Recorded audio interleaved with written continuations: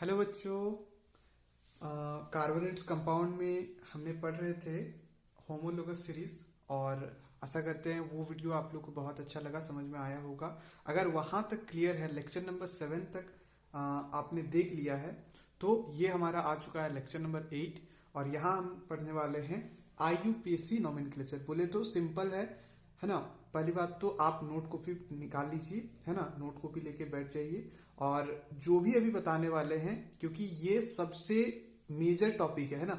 अगर ये बच्चा समझ में आ गया ना, तो समझ लीजिए कि हो गया, है ना। कार्बोनेट्स कंपाउंड का आप जो बहुत इंपॉर्टेंट वाला पोर्शन था ना, जो नामकरण वाला प्रोसेस था, जिससे आप कोई भी कंपाउंड का नाम बता सकते हैं, वो अभी सीखने वाले हैं। तो बिल्कुल ध्यान से कंसंट्रेशन के साथ इस वीडियो को देखिएगा और ट्राई कीजिएगा कि जो भी मतलब वीडियो जा रहा है, इसको रोक रोक के खुद से एक बार ट्राई करने का मतलब, अभी हम जो रूल्स बताएंगे, जो आपको सिखाएंगे, उसको आप क्या कीजिए, खुद से एक बार ट्राई करके बनाने की कोशिश कीजिएगा, है ना। चलिए स्टार्ट करते हैं। और आशा कर रहे हैं कि बोर्ड वाली तैयारी भी आप लोग का बढ़िया चल रहा है ना। एकदम जम के लग जाइए, अभी ज़्यादा समय नहीं है बोर्ड एग्जाम के लिए, तो हमारी तैयारी पूरा ज़बरदस्त होना चाहिए। जो हो जाए इस बार बोर्ड, है ना, फतेह करके रहेंगे। देखिए समझते हैं। नोमेनक्लेचर मतलब क्या है, नाम नाम वाली बातचीत, है ना, कि नाम जो भी है। अब IUPAC, पहले तो इसका मतलब समझिए बच्चा। होता क्या है ना, कि जैसे आप सुने होंगे इससे पहले SI यूनिट, है ना।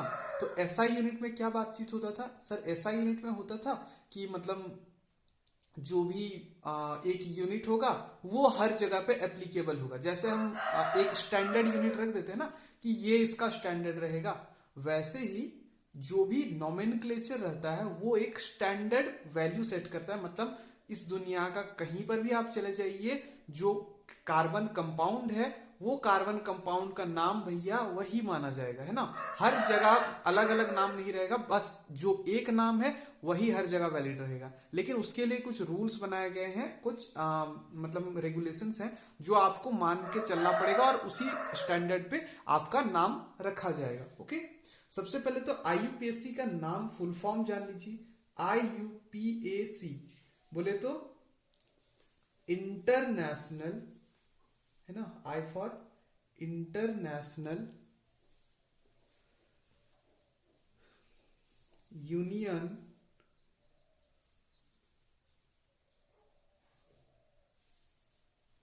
Of pure and applied chemistry. Okay,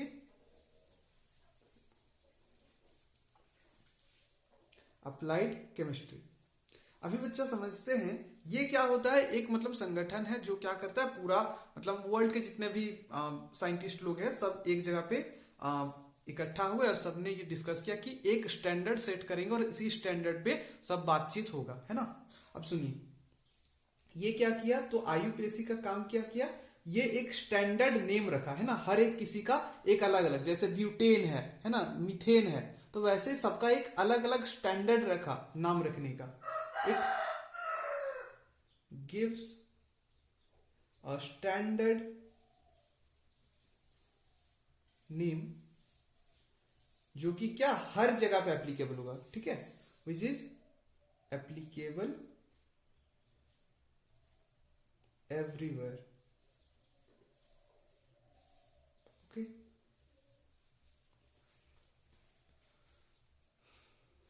ये मोटा मोटा क्या करेगा, एक स्टैंडर्ड सेट करेगा जो हर जगह पे लागू होगा, है ना।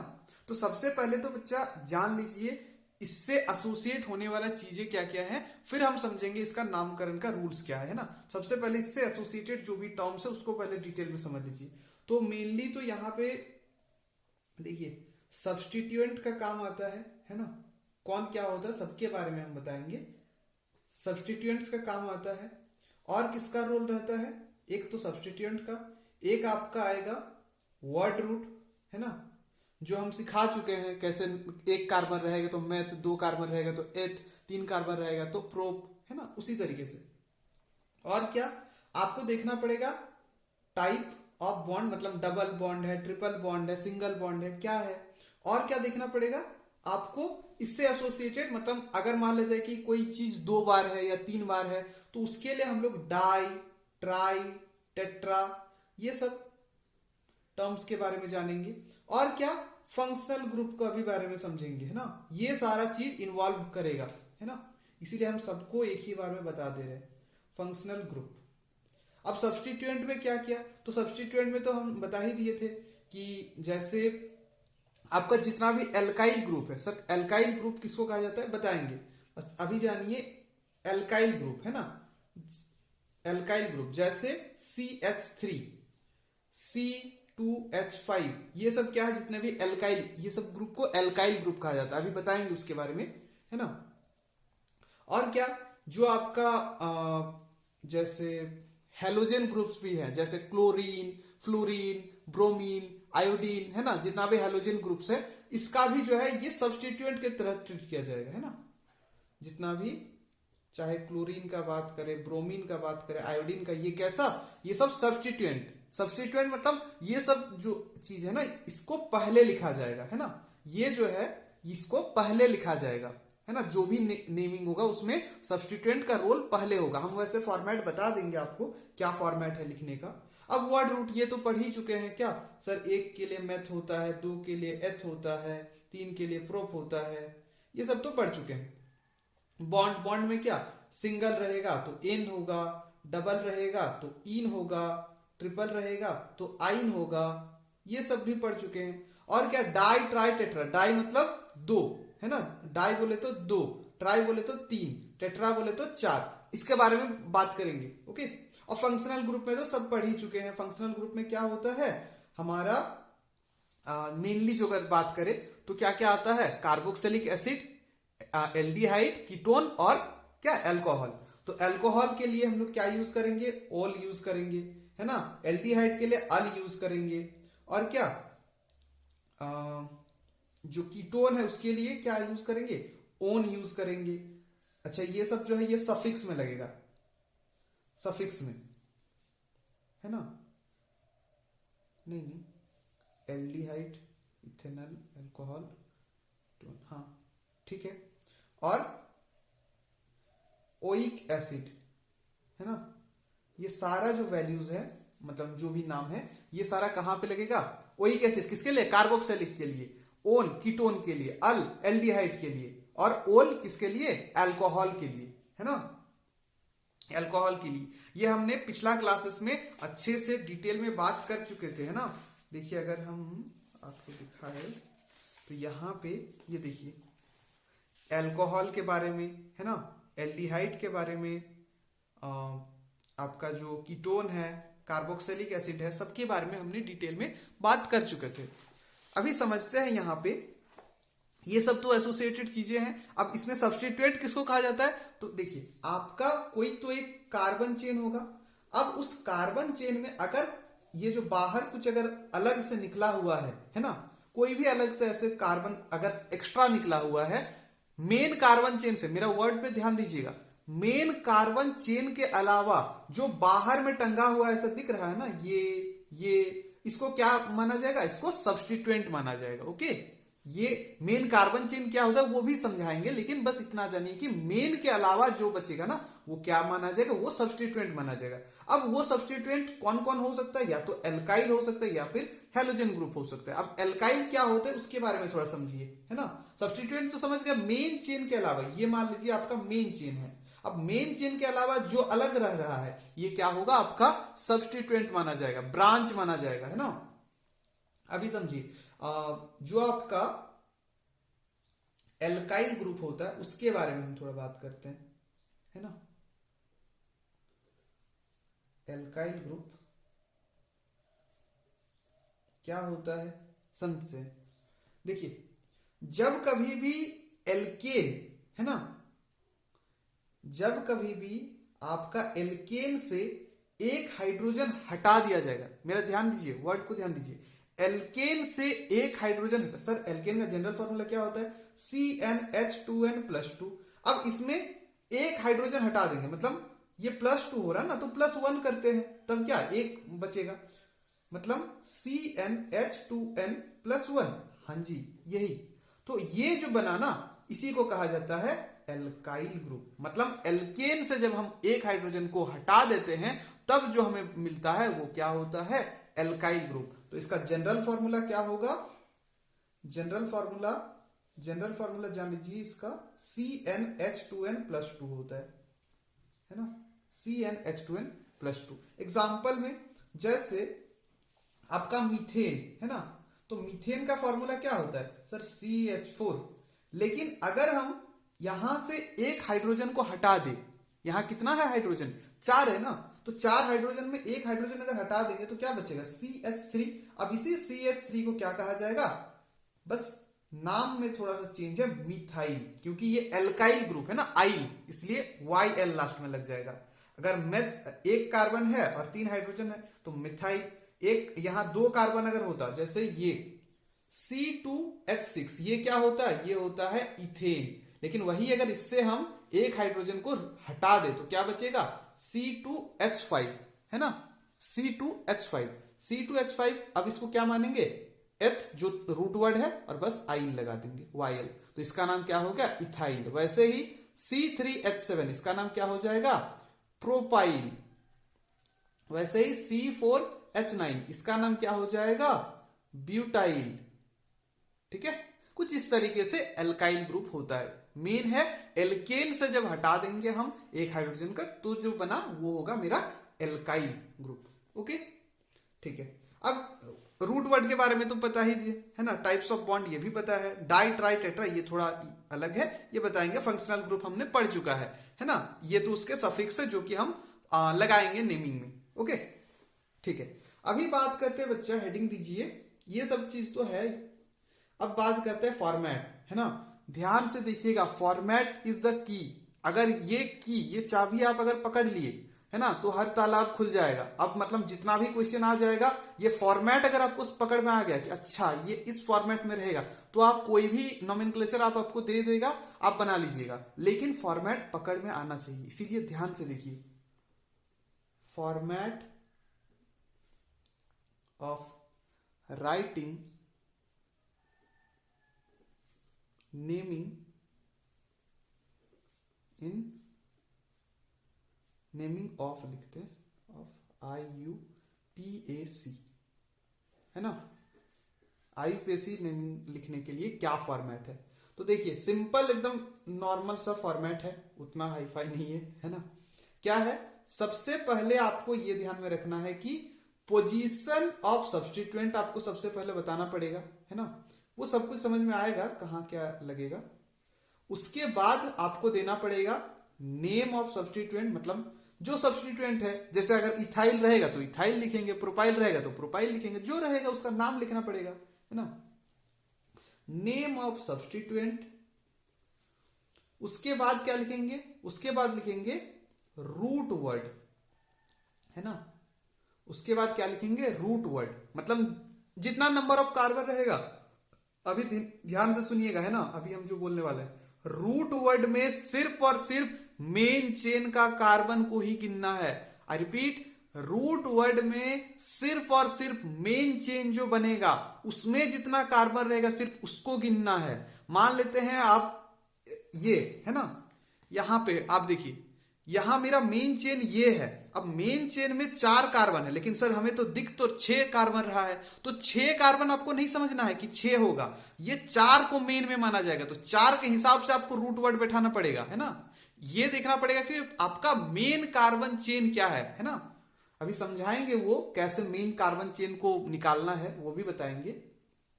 उसके बाद क्या, रूट वर्ड पता चल जाने के बाद जो डाल दिया आप मेथ एथ प्रोप जो भी है, उसके बाद आपको बताना पड़ेगा पोजीशन ऑफ डबल या ट्रिपल बॉन्ड। सिंगल बॉन्ड का पोजीशन नहीं बताया जाता है, डबल या ट्रिपल बॉन्ड का पोजीशन बताया जाता है। पोजीशन ऑफ डबल और ट्रिपल बॉन्ड, ठीक है। जैसे ही आप ये बोल दिए, उसके बाद अभी इधर हटेगा नहीं तो हम नीचे कर रहे हैं, उसके बाद आपको लिखना पड़ेगा जो भी मतलब सफिक्स है। अब जैसे एल्केन है तो एन लिख दीजिएगा, एल्कीन है तो इन लिख दीजिएगा, एल्काइन है तो आइन लिख दीजिएगा, है ना, ये लिख दीजिएगा। उसके बाद क्या लिखना है, उसके बाद आपको बताना है पोजीशन ऑफ फंक्शनल ग्रुप। अगर फंक्शनल ग्रुप भी आपका कार्बन चेन में रहेगा तो आपको उसका भी पोजीशन बताना पड़ेगा। That means position of functional group. अब इतना सब कुछ बताने के बाद आपको यह भी बताना पड़ेगा, पोजीशन से सर पता चल जाएगा क्या क्या कौन फंक्शनल ग्रुप है, आपको तो उसका नाम भी देना पड़ेगा ना।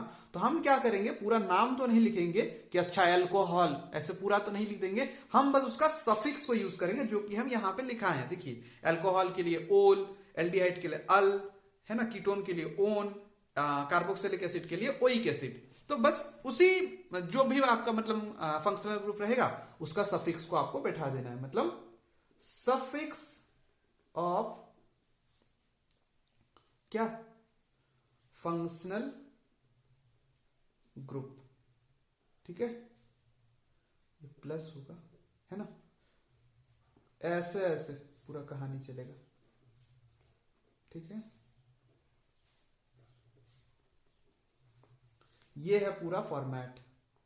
ओके, डरिए मत, बहुत आसान है। जब न्यूमेरिकल्स बोल रहे, जब नोमेनक्लेचर हम बनाना शुरू करेंगे ना, प्रैक्टिस करना, तब ये सब आपको एकदम लगेगा अरे ये तो बहुत आसान है ना, देख के डरना नहीं है। ये है पूरा कहानी।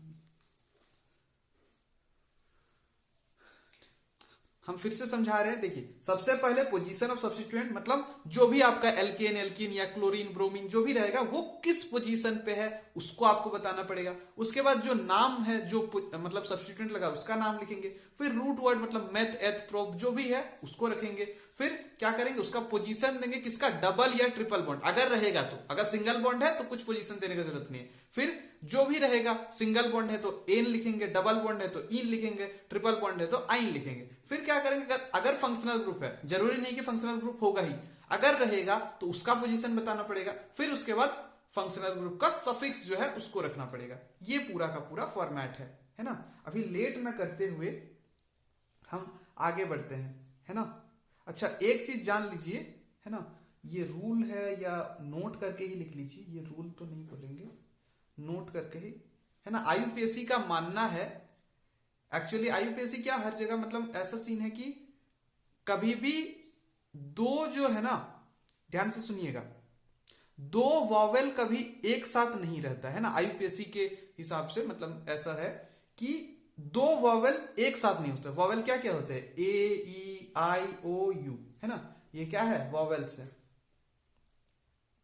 अब बोल रहा है ये ऐसा मतलब कभी भी नाम करते टाइम ऐसा ना हो कि दो वॉवेल एक साथ आ जाए। जैसे आप लिख रहे हैं मिथेनोइक एसिड, है ना, तो मिथेनोइक एसिड को बच्चा कैसे लिखेंगे, मीथेन तो सर हम ऐसे पढ़े थे, और ओइक एसिड मिथेनोइक एसिड, है ना। लेकिन यहां देखिए ये हो जा रहा है गलत, क्या, क्योंकि ई और ओ एक साथ आ जा रहा है, लेकिन नियम बोलता है कि कभी भी दो वॉवेल्स एक साथ नहीं आएगा। तो फिर क्या करें सर, कुछ नहीं, आपको इसमें ये जो एल्केन वाला ई है ना, जो ई लग रहा है, इस ई को आपको हटाना पड़ेगा, है ना। सिर्फ एल्केन में नहीं, जितना भी एल्कीन रहेगा, एल्काइन रहेगा, हर किसी में वो जो लास्ट में ई लग रहा है ना, जैसे ईन, तो ये ई नहीं रहेगा, है ना। आइन अगर रह रहा है तो आइन में ये ई नहीं रहेगा, और एन अगर हो रहा है तो ये ई नहीं रहेगा। कब, किस सिचुएशन में, याद रहिए, जब दो वॉवेल एक साथ आ जाए तब। ऐसा नॉर्मल में आप पूरा लिखना पड़ेगा, लेकिन अगर दो वॉवेल एक साथ आ रहे हैं तब वैसा करेंगे। तो इस सिचुएशन में क्या लिखेंगे, वैसे ये मैथ, हाँ, मिथेनोइक, ये ओ हो गया एसिड, ठीक है। ई को हटा दिए और डायरेक्ट लिखे मिथेनोइक एसिड, ये करेक्ट है, ये गलत है ना। तो ये एक रूल है, if two vowels are come together then remove E from the suffix, E हटाएंगे कहां से, सफिक्स ऑफ किसका, एल्केन, एल्कीन या एल्काइन, जो भी है मतलब उसका सफिक्स से आपको हटाना पड़ेगा। ये है कहानी, है ना, कहानी कहानी सुनो, है ना, गाना है नहीं, कहानी सुनो। चलिए हो गया, यहां तक तो बातचीत क्लियर है सर। हाँ बिल्कुल समझ में आ गया, पोजीशन कैसे क्या रखना है सर, फॉर्मेट पता चल गया, रूल भी पता चल गया कि क्या मतलब हमको सेफ्टी देखना है कि कभी भी दो वोवेल एक साथ ना आए। ओके, यहां तक तो समझ में आ गया। अब समझते हैं एक एक करके रूल्स, और साथ साथ में हम लोग ऐसा करेंगे कि रूल्स भी सीखते जाएंगे और क्वेश्चन भी बनाते जाएंगे। इससे क्या होगा कि आपको रूल्स के साथ एग्जाम्पल भी पता चल जाएगा, अच्छा फिर आपको कनेक्ट कर पाइएगा अच्छे से, है ना, ऐसा होगा। तो पहला रूल समझते हैं, रूल नंबर 1,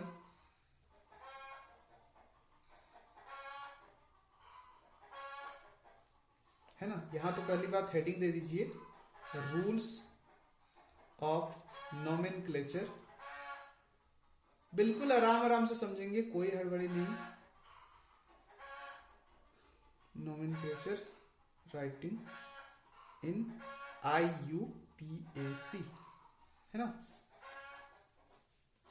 क्या रूल है, पहला रूल, पहला नियम, है ना। पहला नियम क्या है, पहला रूल बोलता है, वैसे रूल का कोई नंबरिंग वैसा है नहीं कि आपको रूल का नंबर भी याद रखना, अच्छा इतना नंबर रूल था, उतना नंबर रूल का नंबर याद नहीं करना, मेन है रूल को समझना, है ना।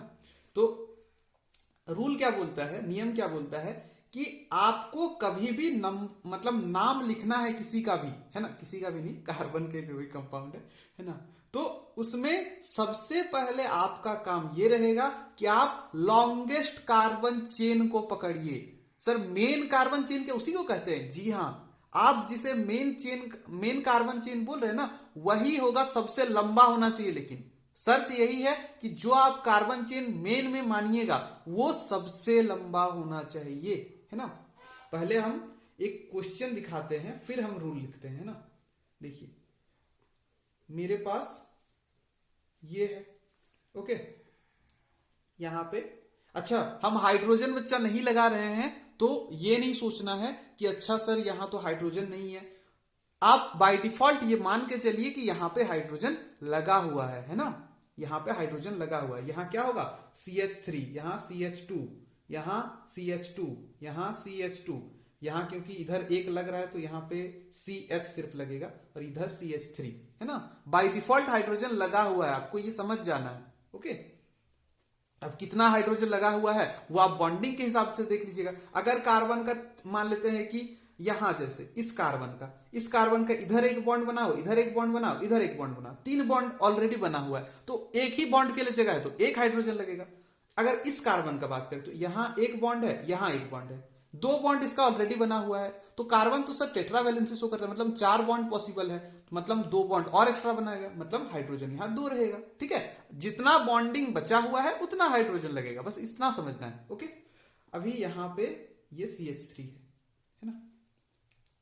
अब क्या बोले, सबसे पहला काम आपको क्या करना है, मेन कार्बन चेन फाइंड करने आना चाहिए, है ना।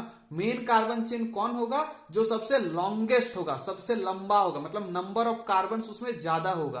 अब किसमें ज्यादा होगा देखते हैं, 1 2 3 4 5 6, है ना। अगर इस लाइन से हम देख रहे हैं तो ये 6 कार्बन का सेट बन रहा है। अच्छा अगर इधर से देखें 1 2 3 4 5 6, अगर हम इसको माने तो भी इधर से भी 6 बन रहा है, तो जब सर दोनों में ही 6 बन रहा है तो हम सीधा वाला ही ले लेते हैं, थोड़ा है ना देखने में अच्छा लगता है, तो हम सीधा वाला ही रख देते हैं, ओके।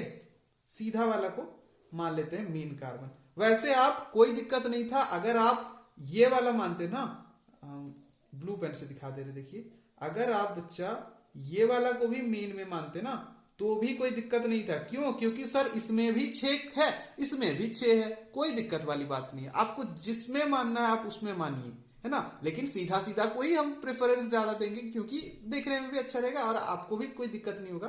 तो हम क्या कर रहे हैं, ये सीधा सीधा वाला है ना, जो ऑरेंज कलर वाला है, ओके, जो ऑरेंज वाला है इसको हम मेन चेन मान रहे हैं, ओके, इसको हम मेन चेन मान रहे हैं। अब ये रूल हो गया, है ना। सबसे पहला काम क्या, कि आपको ये पता होना चाहिए कि मेन कार्बन चेन कैसे पता करना। अभी एक आध और एग्जांपल हम देते हैं ना, पहले कार्बन चेन को सिलेक्ट करना ही हम लोग सीखेंगे।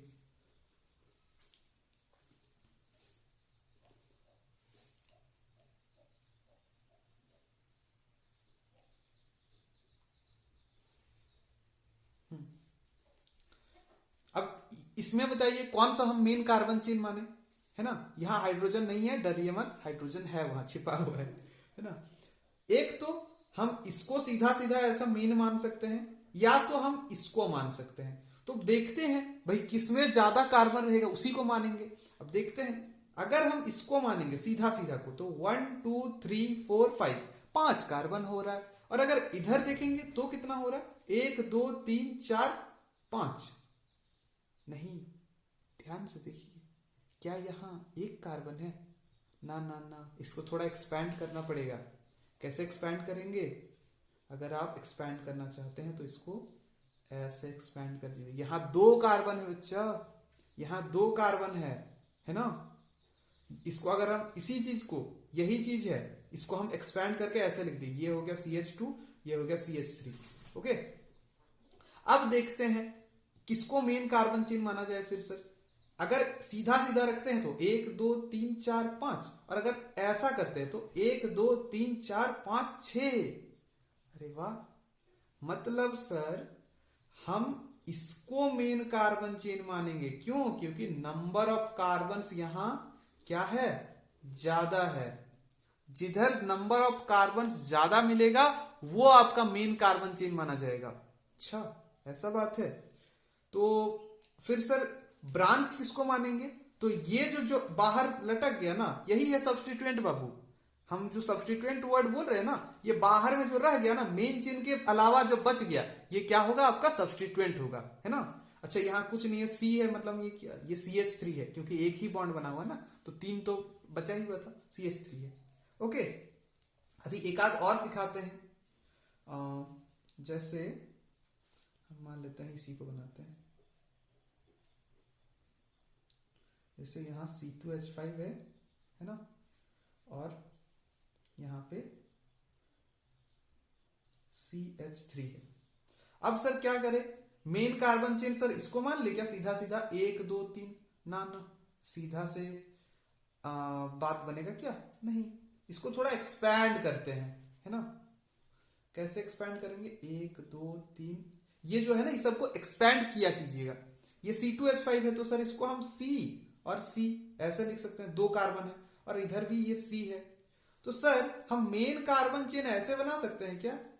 जी हाँ, ये आपका मेन कार्बन चेन हो गया। वैसे इसमें कोई ब्रांच बचा नहीं है ना, सब इंक्लूड हो गया, लेकिन आप ऐसे भी बना सकते हैं। मेन मुद्दा क्या है कि आपको लॉन्गेस्ट कार्बन चेन देखना पड़ेगा। मेन जिसको भी मानिएगा लॉन्गेस्ट होना चाहिए, नंबर ऑफ कार्बन सबसे ज्यादा होना चाहिए, ठीक है।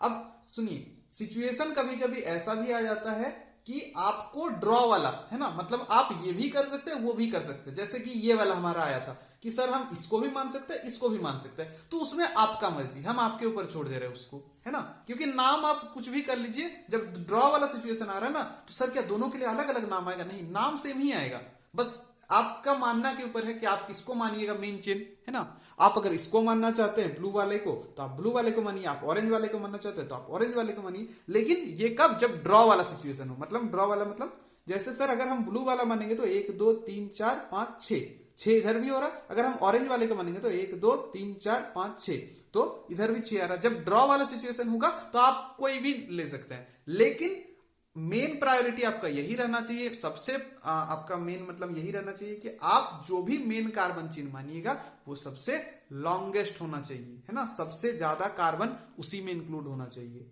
और जो बाहर बच गया उसको क्या क्या क्या क्या सब्स्टिट्यूएंट, है ना। तो बस अब रूल को लिखते हैं, रूल को लिखते हैं। अरे रूल लिखने का तो जगह ही नहीं रहा। ठीक है, यहां रूल नंबर 1 करके हम लिख दे रहे हैं। क्या बोल रहे हैं?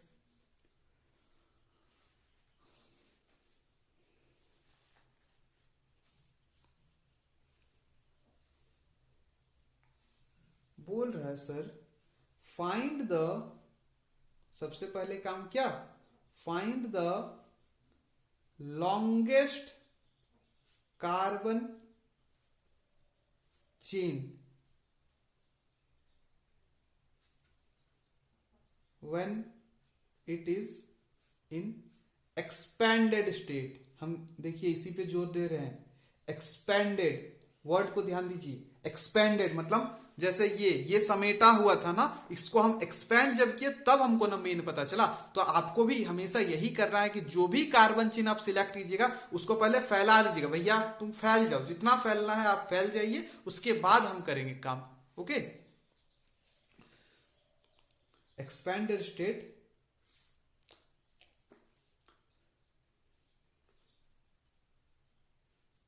अब नोट करके ये लिख लीजिएगा कि यू मे हैव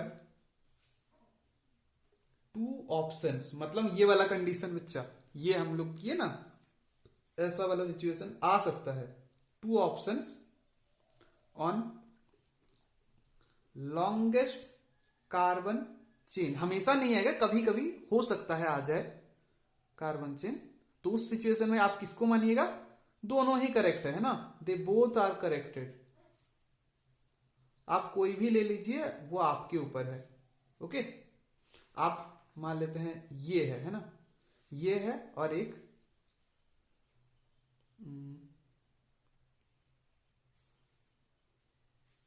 ठीक है, ये ऐसा है। तो आप इसमें या तो आप मेन में इसको मान लीजिए, ओके, मेन में इसको मान लीजिए, या फिर आप ऐसा भी कर सकते हैं कि मेन में आप इसको मान लिए। दोनों ही सही है, कोई गलत नहीं है, ये भी सही है, ये भी सही है। ओके, दोनों ही अपने अपने जगह पे करेक्ट है। ये हो गया रूल नंबर 1। यहां तक सबको क्लियर है? ठीक है, पक्की बात, क्लियर है? ओके। अभी अगर क्लियर है ये, तो हमें एक का नाम बताइए। तो चलिए इसी का नाम बताइए, तो क्या होगा सर इसका नाम? अच्छा, ये ना थोड़ा देखने में सर अजीब लग रहा है। चलिए हाइड्रोजन लगा दिए, चलिए आपके खुशी के लिए हम हाइड्रोजन भी लगा दिए। लीजिए CH3 और ये CH3 है ना। बाहर है, बाहर कौन रहता है सर? बाहर तो सब्स्टिट्यूएंट रहता है, सब्स्टिट्यूएंट में तो एल्काइल ग्रुप ही आ सकता है C में, है ना। तो इसीलिए CH3। अगर 2 C रहता तो C2H5, 3 C रहता तो C3H7। ओके, अभी समझिए, जैसे हम मेन चेन चलिए इसी को मान रहे, तो इसका नाम क्या होगा सर? इसका नाम, वैसे तो इसका नाम पता करने के लिए आपको थोड़ा सा वेट करना पड़ेगा। अभी इसको मत रखिए, है ना, इसको मत रखिए। हाँ, सिंपल इसका नाम बताइए। तो इसका नाम क्या होगा सर? 1 2 3 4 कार्बन है सर, यही हमारा मेन चेन है, कोई तो ब्रांच है नहीं। अब आप खुद देखिए, यहाँ पे फॉर्मेट में देखिए क्या बोला, position of substituent. Sir substituent ही नहीं है, क्या पोजीशन लिखे? कोई दिक्कत नहीं, मत लिखिए। उसके बाद बोला name of substituent. Sir substituent ही नहीं है, नाम क्या लिखिए? ठीक है, नाम भी मत लिखिए। रूट वर्ड कौन डिसाइड करता है? कार्बन का जितना नंबर रहेगा उतना ही रूट वर्ड, है ना। अब कितना कार्बन है? 1 2 3 4, तो 4 के लिए यूज होता है ब्यूट। उसके बाद क्या बोला? रूट वर्ड तो डाल दी। उसके बाद पोजीशन ऑफ डबल और ट्रिपल बॉन्ड। सर ना डबल है ना ट्रिपल है, क्या पोजीशन डाले? ठीक है, मत डालिए। उसके बाद क्या बोला? अगर एल्केन है तो एन डालिए, एल्कीन है तो इन डालिए, एल्काइन है तो आइन डालिए। ऑब्वियसली देख के ही पता चल रहा है, सिंगल बॉन्ड है तो एन लगेगा, है ना, एन लगेगा। देन क्या बोला? Position of functional group. Sir functional group भी नहीं है, क्या सर, है ना, पूरा खाली जा रहा है, फंक्शनल ग्रुप में नहीं है। और फंक्शनल ग्रुप नहीं है तो सफिक्स उसका क्या लगा है, तो वो भी नहीं लगेगा। तो सिंपल इसका नाम क्या पड़ गया? ब्यूटेन, है ना, ब्यूटेन। अगर केमिकल फॉर्मूला का बात करें तो C4H10। ओके, ये हो गया रूल नंबर 1। अब समझते हैं बच्चा रूल नंबर 2 को। रूल 2 क्या बोलता है? रूल दे दो, है ना, सुनिए। रूल नंबर 2 बोलता है कि आपको अब नंबरिंग करना पड़ेगा। ठीक है, आपको क्या करना पड़ेगा? नंबरिंग करना पड़ेगा। जो आप मेन कार्बन चेन माने हैं ना, उसको अब नंबर के थ्रू आपको दिखाना पड़ेगा। मतलब हर एक कार्बन का एक एक नंबर होगा, और वो नंबर अब स्टार्ट जो होगा ना, वो या तो ब्रांच के साइड से होगा, या तो सब्स्टिट्यूएंट के साइड से होगा, या तो आपका फंक्शनल ग्रुप के साइड से होगा, या तो वो डबल और ट्रिपल बॉन्ड के साइड से होगा। मतलब जिधर से सामने पड़ता होगा नंबरिंग उधर से स्टार्ट होगा। क्योंकि देखिए नंबर स्टार्ट करने का दो तरीका, जैसे इसी का हम बात करें तो आप गिनती या तो 1 2 3 4 इधर से भी कर सकते हैं, या फिर गिनती इधर से भी कर सकते हैं 1 2 3 4, है ना। कार्बन का तो भैया आप या तो लेफ्ट टू राइट या तो राइट टू लेफ्ट, आप दोनों तरफ से कर सकते हैं। लेकिन गिनती किधर से स्टार्ट करना पड़ेगा, यही रूल नंबर 2 बोलता है कि आपको यहां गिनती करना पड़ेगा, मतलब आपको हर एक कार्बन मतलब कार्बन के लिए अलग अलग नंबर देना पड़ेगा। और नंबरिंग किधर से स्टार्ट करना पड़ेगा, या तो जिधर से ब्रांच सामने पड़ता है, या तो जिधर से सब्स्टिट्यूएंट ब्रांच, मतलब वही जी कार्बन चेन को छोड़ के बच रहा है ना, वही है ब्रांच। तो या तो मेन कार्बन चेन के अलावा जो जिधर मतलब ब्रांच सामने पड़ेगा, है ना। जैसे सुनिए, आप एक जगह खड़े हैं, अब आपको मिठाई खाना है, तो एक साइड मतलब आपको मिठाई दुकान जाने का दो रास्ता है ना। अब एक रास्ता सामने पड़ता है, एक रास्ता से बहुत ज्यादा घूम के जाना पड़ता है, तो आप क्या कीजिएगा, जिधर से सर सामने पड़ेगा उधर से होते हुए हम मिठाई दुकान जाएंगे। एग्जैक्टली वही सीन यहां पर भी होगा कि आपको नंबरिंग उधर से स्टार्ट करना पड़ेगा जिधर से आपका या तो ब्रांच रहे, या तो सब्स्टिट्यूएंट रहे, या तो आपका डबल या ट्रिपल बॉन्ड रहे, या फिर कोई फंक्शनल ग्रुप रहे जो सामने पड़े उधर से। एक एक करके सब कुछ समझेंगे कैसे कैसे रहेगा, लेकिन इतना जानिए कि नंबरिंग उधर से स्टार्ट होगा जिधर कोई ब्रांच रहे, सब्स्टिट्यूएंट रहे, डबल या ट्रिपल बॉन्ड रहे, या फिर कोई फंक्शनल ग्रुप रहे। ओके, तो रूल नंबर 2 क्या बोलता है, स्टार्ट गिविंग नंबर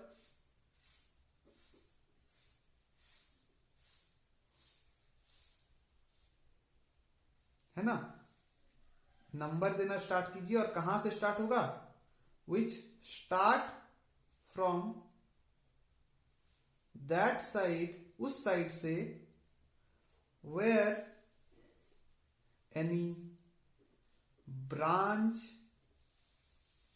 कोई ब्रांच या फिर कोई सब्स्टिट्यूएंट, सब्स्टिट्यूएंट मतलब क्लोरीन ब्रोमीन हाइड्रोजन, हाइड्रोजन नहीं, क्लोरीन ब्रोमीन आयोडीन, या फिर वही एल्काइल ग्रुप जो भी रहेगा,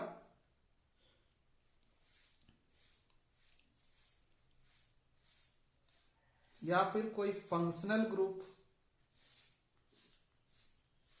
और डबल या ट्रिपल बॉन्ड रहेगा, है ना। मान लेते कि डबल बॉन्ड सामने पड़ रहा है, तो जिधर से डबल बॉन्ड मतलब बॉन्डिंग जिधर से रहेगा सामने पड़ रहा है उधर से गिनती स्टार्ट होगा, है ना। डबल या triple bond are come closer, इसको ध्यान दीजिएगा, सामने जिधर से पड़ेगा, है ना, सामने मिठाई दुकान जिधर से सामने पड़ेगा हम उधर से जाना प्रेफर करेंगे, है ना। तो वैसे ये सब चीजें जो हैं, जैसे ब्रांच हो गया, सब्स्टिट्यूएंट हो गया, फंक्शनल ग्रुप हो गया, और क्या डबल और ट्रिपल बॉन्ड, ये सब चीजें जिधर से सामने पड़ेगा गिनती उधर से स्टार्ट होगी, क्योंकि गिनती करने का दो डायरेक्शन है, या तो आप इधर से इधर भी कर सकते हैं, इधर से इधर भी। तो गिनती किधर से स्टार्ट होगा ये मैटर करता है ना। तो आपको क्या करना पड़ेगा, क्योंकि ये गिनती ही बच्चा बताएगा, ये जो नंबर है ना, ये नंबर ही बताएगा पोजीशन को, पोजीशन को बताने के लिए कोई और थोड़ी आएगा, ये नंबर ही बताएगा। यहां आप देख रहे हैं ना फॉर्मेट में हम क्या लिखे, पोजीशन ऑफ सब्स्टिट्यूएंट। तो पोजीशन कैसे बताएंगे, ऐसे थोड़ी कि अच्छा 4 नंबर कार्बन के बाएं तरफ है, वैसे तो नहीं लिखेंगे। पोजीशन मतलब नंबर को ही पोजीशन बोल रहा है, ठीक है। जो नंबर आप रहेगा ना वही उसका पोजीशन है। जैसे ये 2 नंबर बोल दिए मतलब ये वाला कार्बन का बात हो रहा है, 3 नंबर बोल दिए तो ये वाला, मतलब उस तरीके से होता है ना। तो रूल नंबर 2 क्या बोला, पहले तो रूल नंबर 1 का क्या काम, मेन कार्बन चेन पता कीजिए। रूल नंबर 2 बोला कि आप नंबरिंग स्टार्ट कीजिए। नंबरिंग किधर से स्टार्ट करना है, जिधर से कोई ब्रांच रहे, या कोई सब्स्टिट्यूएंट रहे, कोई फंक्शनल ग्रुप रहे, या फिर सिंगल का तो खैर कुछ नहीं, डबल या ट्रिपल बॉन्ड रहे, है ना। ये सब मतलब सामने रहे, उधर उसको देखा जाता है, नंबरिंग उधर से स्टार्ट होगा। और अगर सर कोई रहे ही ना, मतलब जैसे ये है ना, इसमें तो ना कोई ब्रांच है, ना कोई सब्स्टिट्यूएंट है, ना कोई फंक्शनल ग्रुप है, ना कोई डबल और ट्रिपल बॉन्ड है, तो वहां क्या करें सर, वहां आपको कुछ नहीं करना है, जो नाम है बस वही लिख देना है। आपको पोजीशन दिखाने का भी, वैसे आप पोजीशन लिख सकते हैं, क्या पोजीशन लिखेगा, हर जगह सिंगल बॉन्ड है ना, सिंगल बॉन्ड में पोजीशन दिखाने की जरूरत पड़ता नहीं है। इसीलिए जब कुछ ना रहे ना, है ना, सिर्फ सीधा सीधा एल्केन पे बात हो, है ना, सिंपल मेन चेन रहे, कोई ब्रांच भी ना रहे, कोई सब्स्टिट्यूएंट नहीं, कोई फंक्शनल ग्रुप नहीं, डबल ट्रिपल बॉन्ड भी नहीं, तो जैसा नॉर्मल लिखते वैसे लिख दीजिएगा, है ना। जैसे ब्यूटेन हम लिखे वैसे लिख दीजिएगा। चलिए ठीक है, एक क्वेश्चन करते हैं, इससे हमें समझ में आएगा और अच्छे से।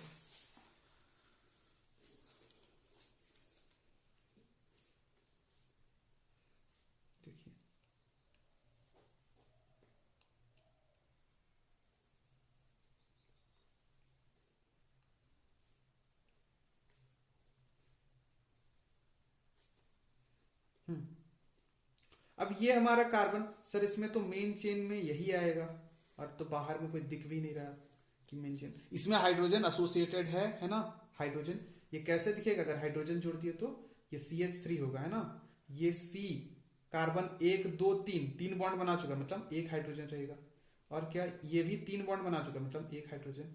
ये होगा CH2, ये CH3, ऐसा कुछ दिखेगा। अब समझिए नाम इसका क्या होगा। ये तो इसका मेन चेन हो गया, ये तो समझ में आ रहा है। अब इसका नाम क्या होगा, तो नाम के लिए सबसे पहले तो मेन चेन सिलेक्ट कीजिए, रूल नंबर 1 बोला। फिर रूल नंबर 2 क्या बोला कि जो आप मेन चेन सिलेक्ट किए हैं वहां आप नंबरिंग कीजिए। अब नंबरिंग यहां सर किधर से स्टार्ट करे, अच्छा यहाँ डबल बॉन्ड है ना, नंबरिंग किधर से स्टार्ट करे। अब रूल क्या बोलता है कि नंबरिंग उधर से स्टार्ट कीजिए जिधर कोई ब्रांच रहे या कोई सब्स्टिट्यूएंट रहे या फिर कोई डबल या ट्रिपल बॉन्ड रहे। तो इधर से देखिए, क्या सर हम नंबरिंग इधर से स्टार्ट करें, 1 2 3 4 5। अच्छा देखते हैं, 1 2 3 4 5। अच्छा इधर से, मतलब यहाँ डबल बॉन्ड मेरा कितना नंबर में पड़ रहा है, 3 नंबर में पड़ रहा है। अगर हम इधर से राइट से लेफ्ट की तरफ आए तो मेरा डबल बॉन्ड कितना में पड़ रहा है, 3 नंबर में।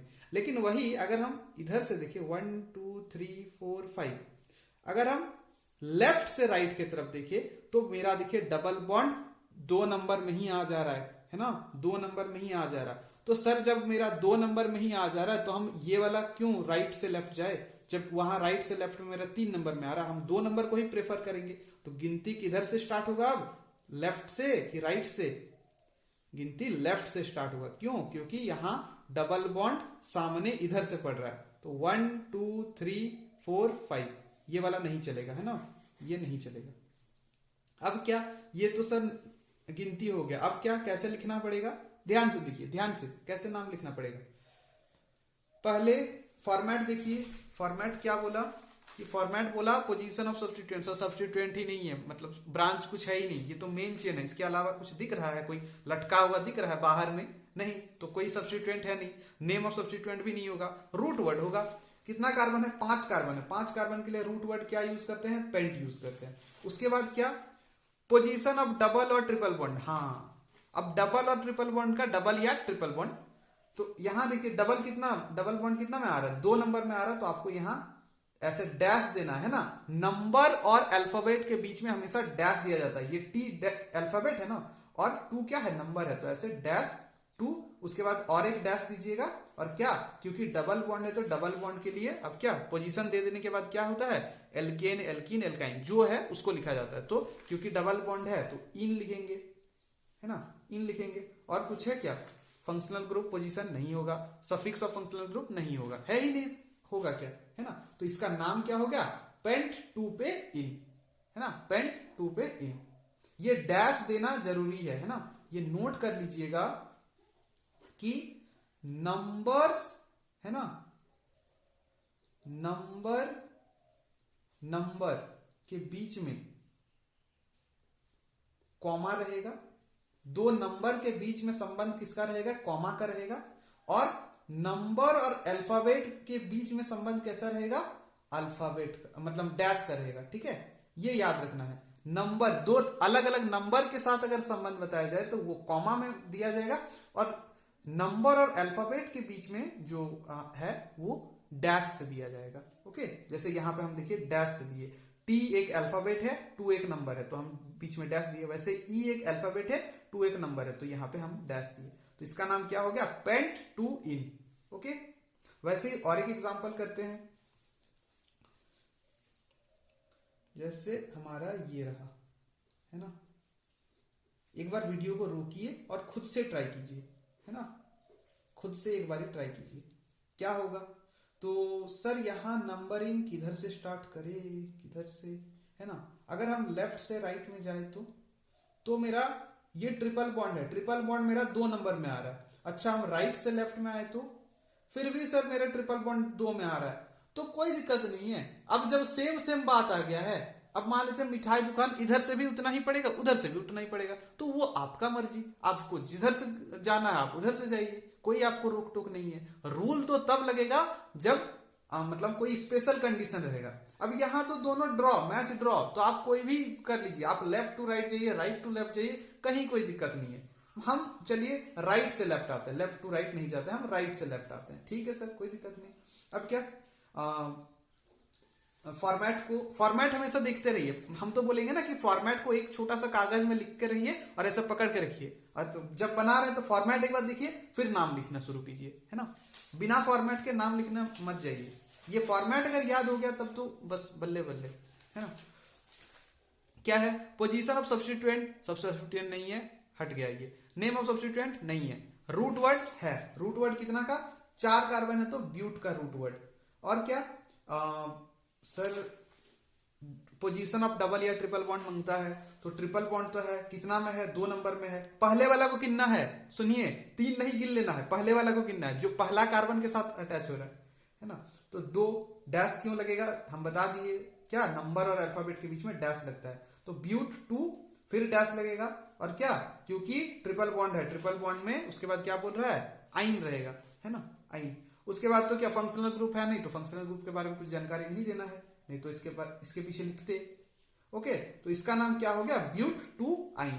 ऐसे बहुत सारे क्वेश्चन बनेंगे जो आप खुद से ट्राई कर सकते हैं, है ना, और नाम पता कर सकते हैं। जैसे हम कुछ होमवर्क दे देते हैं आपको, ये आप खुद से ट्राई कीजिएगा।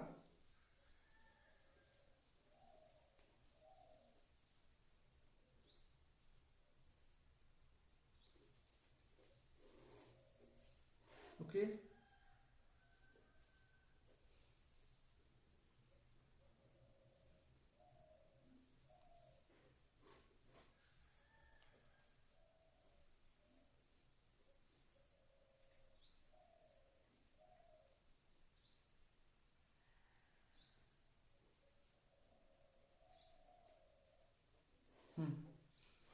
तीन क्वेश्चन दिए हैं, तीनों का नाम आप खुद से ट्राई कीजिएगा, तीनों का क्या क्या नाम होगा, है ना।